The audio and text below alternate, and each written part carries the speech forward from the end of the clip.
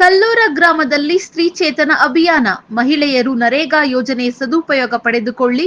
PDO Renuka.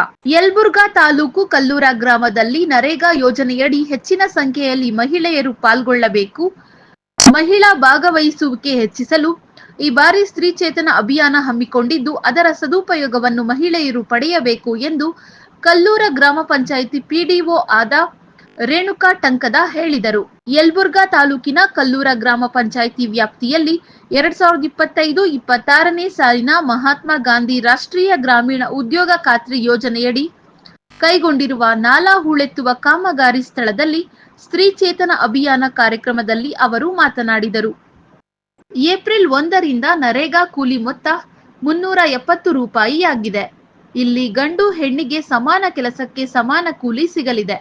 ಆದ್ದರಿಂದ ಮಹಿಳೆಯರು ಹೆಚ್ಚಿನ ಸಂಖ್ಯೆಯಲ್ಲಿ ನರೇಗಾ ಕೆಲಸಕ್ಕೆ ಬರಬೇಕು ಎಂದು ಸಲಹೆ ನೀಡಿದರು.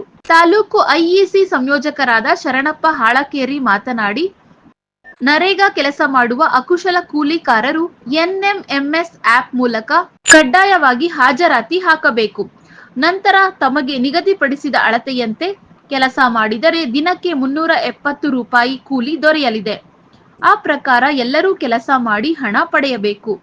ಜೊತೆಗೆ ಪ್ರಧಾನಮಂತ್ರಿ ಜೀವನ ಜ್ಯೋತಿ ಬಿಮಾ ಯೋಜನೆ ಮತ್ತು ಪ್ರಧಾನಮಂತ್ರಿ ಸುರಕ್ಷಾ ಬಿಮಾ ಯೋಜನೆಯ ಇನ್ಶೂರೆನ್ಸ್ಗಳನ್ನು ಮಾಡಿಸಿಕೊಳ್ಳಬೇಕು. ಇದರಿಂದ ತಮ್ಮ ಕುಟುಂಬಕ್ಕೆ ನೆರವಾಗಲಿದೆ. ಕೆಲಸದ ವೇಳೆ ವಿಶೇಷ ಚೇತನರಿಗೆ ಹಾಗೂ ಹಿರಿಯ ನಾಗರಿಕರಿಗೆ ಮತ್ತು ಗರ್ಭಿಣಿಯರಿಗೆ ಕೆಲಸದ ಪ್ರಮಾಣದಲ್ಲಿ 30% ರಿಯಾಯಿತಿ ಇರುವ ಕುರಿತು ಮಾಹಿತಿ ನೀಡಲಾಯಿತು.